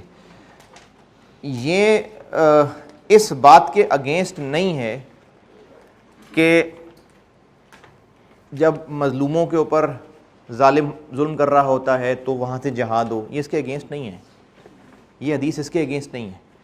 कुछ चीज़ें होती हैं जो बस ज़ाती हैसियत तक हैं, जैसे मैंने किसी दोस्त को पैसे दिए थे उसकी ज़रूरत के वक्त काम आके, और दिए उधार ही थे, अब ये मेरी उससे ज़ाती ट्रांजैक्शन है, और अगर वो बाद में मुकर जाए कि नहीं मैंने तो कोई पैसे नहीं तुम्हारे देने, ये ज़ाती ट्रांजैक्शन है, ये मेरे और उस दोस्त के दरमियान है। इसमें ना जनरली कोई उम्मत का नुकसान हो रहा है, ना इसमें जनरली कोई सिस्टम ख़राब हो रहा है, ये सिर्फ मेरा ज़ाती उसे हक़ था। और ये शायद पहले या पता नहीं बाद में आगे आएगी कि एक हदीस थी कि जो हक़ पे होते हुए भी झगड़ा छोड़ दे वो जन्नत के कॉर्नर्स में। ये हैं हम आम इंडिविजुअल्स की हद तक रहने वाले मज़ालिम। अब मैंने उस दोस्त से झगड़ा करने की बजाय कि यार चलो कोई बात नहीं, खैर है, ऐसी झगड़ा होगा, वो मुकरेगा, लड़ाई बढ़ेगी, हो सकता है वो ऐसी सख्त बात कर दे, नहीं अल्लाह की कसम मैंने पैसे देने, और गुनाहगार हो जाए, और मज़ीद इसके कि कोई बात नहीं ठीक है माफ़, हो सकता है उसको ज़्यादा ज़रूरत हो, मैंने माफ़ किए, ये माफ़ करना इसको इनकरेज किया गया है। लेकिन कुछ चीज़ें ऐसी होती हैं जहाँ पर ओवरऑल सोसाइटी में ख़राबियाँ बन रही होती हैं, जैसे एक प्रोफेशनल कातिल है, शौकिया कातिल है, अब वो जिन को मार रहा है उनके लवाहिकीन अगर कहें बट ठीक है हमने माफ़ किया, तो वो और बुराई बढ़ जाएगी, तो उनको फिर माफ़ नहीं करना चाहिए सिस्टम की वजह से। अच्छा, उनको माफ़ नहीं करना चाहिए, खुद ही गोली मार देनी चाहिए? नहीं, शरीयत के अंदर जितनी भी सज़ाएँ हैं वो एग्रीव्ड पार्टी अपने हाथ से नहीं ले सकती। यानी अगर किसास की सज़ा है, किसास की सज़ा यह है कि मेरा अगर कोई अजीज़ किसी ने कत्ल कर दिया तो मैं बदले में उसका कत्ल डिमांड कर सकता हूँ, खुद नहीं मारूँगा, ये मुझे नहीं इस्लाम की तरफ से अलाउड कि मैं खुद मार दूँ, ये स्टेट की जिम्मेदारी है। मैं कोर्ट के ज़रिए जाऊँगा और उससे किसास तलब करवाऊँगा। हाँ, कोर्ट के सिस्टम की गंदगी है कि वो किसास नहीं कर पाते, फिर मैं सब्र ही कर सकता हूँ, फिर आखिरत में इसका जवाब मिल जाएगा। तो माफ़ करने की बात ये हो रही थी कि जो बिल्कुल इंडिविजुअल हद तक मज़ालिम हैं वो माफ़ कर दें, लेकिन वो मज़ालिम जिनमें सोसाइटी के ऊपर ज़्यादा ख़राबी बन रही है उनके ख़िलाफ़ तो उठती है आवाज़। अब वो सिस्टम में रह के उठती है। जैसे अगर हम आजकल के हालात की बात कर लें, अच्छा मेरी ये बात करने का ये इख्तलाफात हो सकते हैं, मैं आपको सिर्फ एक मिसाल दे रहा हूँ कि अगर एक इस वक्त एक पॉलिटिकल सिस्टम में खराबी थी और इस हुकूमत का सिस्टम डेमोक्रेटिक है, ये एक अलग बात है कि डेमोक्रेसी सेल्फ फ्लॉड है कि नहीं, ये एक अलग बात है, लेकिन इस हुकूमत का सिस्टम इस वक्त अगर डेमोक्रेटिक है तो ये हमारी जिम्मेदारी है कि हम उठें, उस पार्टी को वोट दें और घरों से निकलें, उस पार्टी को वोट दें, सपोर्ट करें कि सिस्टम में बदले। ये हमने करना है, ये हमने माफ़ नहीं कर देना कि चलो यार खैर है, खाता है तो लगाता भी तो ना, खैर है कोई बात नहीं, माफ़ कर, ये नहीं करना।